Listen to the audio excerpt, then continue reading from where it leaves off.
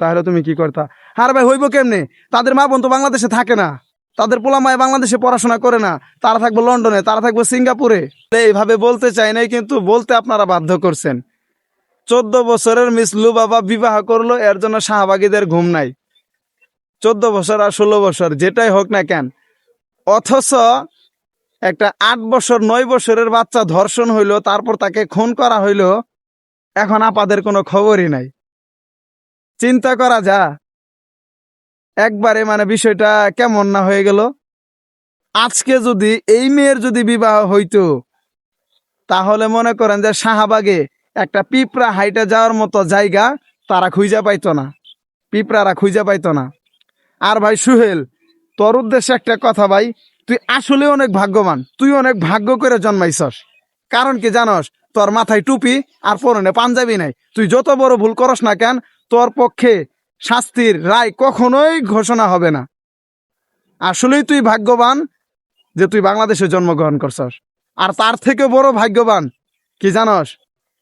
এই ছাতো মাতো রুকিল যদি নাও যদি দাঁড়ায়, তোর পাশে কেউ যদি নাও দাঁড়ায়, তুই যে ভুল করছস, তোর বিপক্ষ দল যদি কোনো আইনজীবী যদি তোর পক্ষে যদি কেউ যদি কথা বলে, মানে কেউ মানে তোরে যদি দোষারোপ করে, তোর পক্ষে কেউ যদি নাও দাঁড়ায়, রাষ্ট্রীয়ভাবে তোর জন্য আইনজীবী নিয়োগ দেওয়া হবে।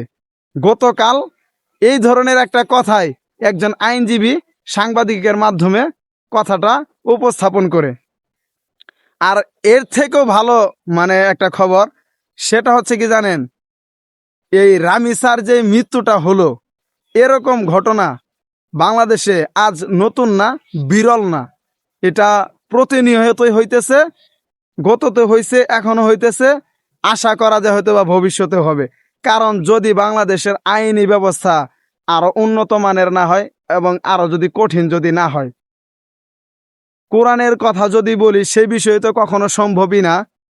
কিন্তু আপনাদের কথা একটাই রিকোয়েস্ট, সেটা হচ্ছে আপনারা যত দ্রুত পারেন আইনি ব্যবস্থাটা আপনারা একটু কঠোর করার ব্যবস্থা করেন।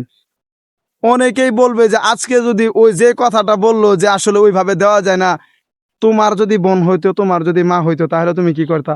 আর ভাই হইব কেমনে? তাদের মা বোন তো বাংলাদেশে থাকে না, তাদের পোলা মায় বাংলাদেশে পড়াশোনা করে না, তারা থাকবে লন্ডনে, তারা থাকবে সিঙ্গাপুরে, তারা থাকবে এরকম দেশে। তাদেরটা কিভাবে সম্ভব? সম্ভব না কখনোই। আর এরকম মানে এই কোনো ইতিহাস বা কোনো রেকর্ড বাংলাদেশে আজ পর্যন্ত নাই যে ধর্ষণকারী ফাঁসি হয়েছে, ধর্ষণকারীরা 5 বছর 10 বছর 20 বছর জেল দেওয়া হয়েছে, এরকম কোনো রেকর্ড নাই তো। যে ধর্ষণ করছে জোরপূর্বক ভাবে, তার শাস্তি একটাই, মৃত্যুদণ্ড। তার শাস্তি একটাই, মৃত্যুদণ্ড। কথা বুঝে আসছে? এত চিল্লায় কোনো লাভ নাই, চিল্লায় কখনোই মার্কেট পাওয়া যাবে না।